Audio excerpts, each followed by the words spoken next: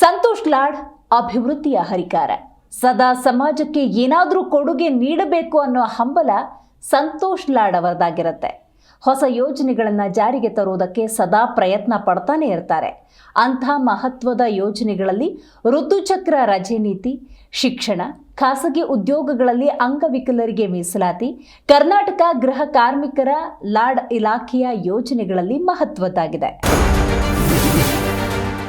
ಹಲವು ಯೋಜನೆಗಳ ಹರಿಕಾರ ಸಂತೋಷ್ ಲಾಡ್. ಋತುಚಕ್ರ ರಜೆ ನೀತಿ ಜಾರಿ, ಮಹಿಳಾ ಕಾರ್ಮಿಕರು ಹರ್ಷ. ಖಾಸಗಿ ಉದ್ಯೋಗಗಳಲ್ಲಿ ಅಂಗವಿಕಲರಿಗೆ ಮೀಸಲಾತಿ. ಸಂತೋಷ್ ಲಾಡ್ ಅವರು ಕಾರ್ಮಿಕ ಸಚಿವರಾಗಿ 2.5 ವರ್ಷ ಸಂದಿದೆ.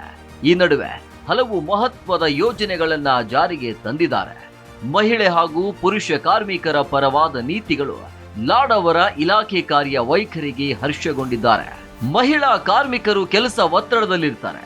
ಇತ್ತ ಕುಟುಂಬ ನೋಡಿಕೊಳ್ಳುವುದರ ಜೊತೆಗೆ ಕಂಪನಿಯಲ್ಲೂ ಕೆಲಸ ನಿರ್ವಹಿಸುತ್ತಾರೆ. ಈ ಎಲ್ಲವನ್ನ ಮನಗಂಡು ಕಾರ್ಮಿಕ ಸಚಿವರಾದ ಸಂತೋಷ್ ಲಾಡ್ ಅವರು ತಮ್ಮ ಇಲಾಖೆಯ ವತಿಯಿಂದ ಋತುಚಕ್ರ ರಜೆ ನೀತಿಯನ್ನ ಜಾರಿಗೆ ತಂದು ನಾಡಿನ ಮಹಿಳಾ ಕಾರ್ಮಿಕರ ಪರ ತಮ್ಮ ಇಲಾಖೆ ಇದೆ ಎಂಬುದನ್ನು ಸಾಬೀತುಪಡಿಸಿದ್ದಾರೆ.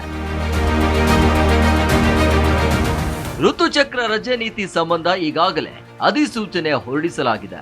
ಋತುಚಕ್ರದ ಅವಧಿಯಲ್ಲಿ ಪ್ರತಿ ತಿಂಗಳು 1 ದಿನದಂತೆ 12 ವೇತನ ಸಹಿತ ರಜೆಯನ್ನ ಮಹಿಳಾ ಕಾರ್ಮಿಕರು ಪಡೆಯಬಹುದಾಗಿದೆ. ಋತುಚಕ್ರ ರಜೆ ನೀತಿ 2025ರ ಪ್ರಕಾರ ಖಾಸಗಿ ಸಂಸ್ಥೆಗಳು ಸೇರಿದಂತೆ ಎಲ್ಲಾ ಕ್ಷೇತ್ರಗಳ ಮಹಿಳೆಯರಿಗೆ ಕಡ್ಡಾಯವಾಗಿ ಅನ್ವಯ ಆಗಲಿದೆ. ರಜೆ ಪಡೆಯಲು ಯಾವುದೇ ವೈದ್ಯಕೀಯ ಪತ್ರದ ಅಗತ್ಯ ಇರೋದಿಲ್ಲ. ಮಹಿಳಾ ಸಬಲೀಕರಣದ ಜೊತೆ ಅವರ ರಕ್ಷಣೆ, ಸುರಕ್ಷತೆ, ಗೌರವವನ್ನ ಸಹ ಕಾಪಾಡಲು ದೃಢ ಹೆಜ್ಜೆ ಇರಿಸಿರೋದು ವ್ಯಾಪಕ ಶ್ಲಾಘನೆಗೆ ಪಾತ್ರವಾಗ್ತಿದೆ.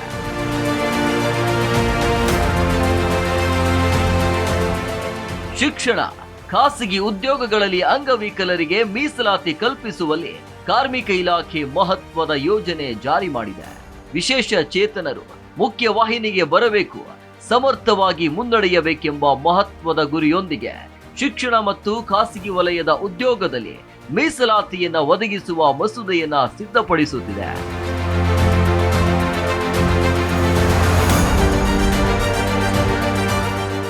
ಕೇಂದ್ರದ ವಿಶೇಷ ಚೇತನರ ಹಕ್ಕು ಕಾಯ್ದೆ 2016ರ ಮಾನದಂಡದ ಪ್ರಕಾರ ಕನಿಷ್ಠ 4% ಮೀಸಲಾತಿ ಅಗತ್ಯವಿದೆ.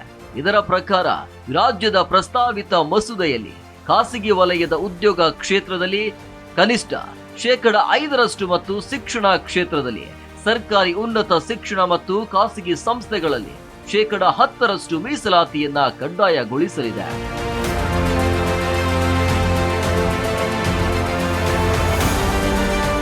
ಶಿಕ್ಷಣ, ಖಾಸಗಿ ಉದ್ಯೋಗಗಳಲ್ಲಿ ಅಂಗವಿಕಲರಿಗೆ ಮೀಸಲಾತಿ ಮಸೂದೆ ಅಂಗವಿಕಲರಿಗೆ ಉದ್ಯೋಗ ಮತ್ತು ಶಿಕ್ಷಣ ಕ್ಷೇತ್ರದಲ್ಲಿ ಮೀಸಲಾತಿ ಒದಗಿಸುವ ಉದ್ದೇಶ ಹೊಂದಿದೆ.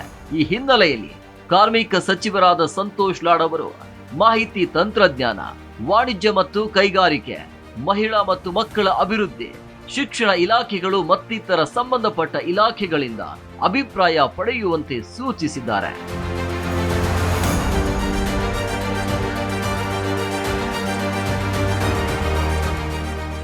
ಕರ್ನಾಟಕ ಗೃಹ ಕಾರ್ಮಿಕರ ಮಸೂದೆ 2025 ಇದು ಕಾರ್ಮಿಕ ಇಲಾಖೆಯ ಮತ್ತೊಂದು ಮಹತ್ವದ ಯೋಜನೆಯಾಗಿದೆ.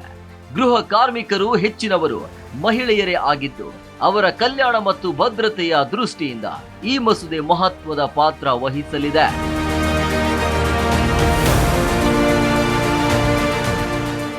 ಉದ್ದೇಶಿತ ಮಸೂದೆಯು ರಾಜ್ಯದಲ್ಲಿ ಅಧಿಸೂಚಿತ ಆಗಿರುವ ಎಲ್ಲ ನಗರ ಪಾಲಿಕೆಗಳಿಗೆ ಅನ್ವಯ ಆಗುತ್ತೆ. ಮಸೂದೆಯ ಕರಡನ್ನ ಈಗಾಗಲೇ ಸಿದ್ಧಪಡಿಸಲಾಗಿದೆ. ಮಸೂದೆಯ ಬಗ್ಗೆ ಮನೆ ಕೆಲಸದವರ ಸಂಘಟನೆಗಳ ಒಕ್ಕೂಟದೊಂದಿಗೆ ಕಾರ್ಮಿಕ ಸಚಿವ ಸಂತೋಷ್ ಲಾಡ್ ಅವರು ಈಗಾಗಲೇ ಚರ್ಚೆ ನಡೆಸಿದ್ದಾರೆ.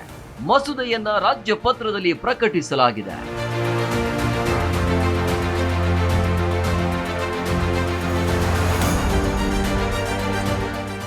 ಹೀಗೆ ಹಲವಾರು ಕಾರ್ಮಿಕ ಇಲಾಖೆ ಯೋಜನೆಗಳಲ್ಲಿ ಇಲಾಖೆ ಸಚಿವರಾದ ಸಂತೋಷ್ ಲಾಡ್ ಅವರ ಪಾತ್ರ ಮುಖ್ಯವಾಗಿದೆ. ಹೀಗಾಗಿ ಹಲವಾರು ಜನಪ್ರಿಯ ಯೋಜನೆಗಳನ್ನ ಲಾಡ್ ಅವರು ಜಾರಿಗೆ ತಂದಿದ್ದಾರೆ. ಕಾರ್ಮಿಕರು ಈ ಯೋಜನೆಗಳ ಉಪಯೋಗ ಪಡೆಯಲಿ ಅಂತ ಮನವಿ ಮಾಡಿದ್ದಾರೆ. Bureau report, Zee Kannada news.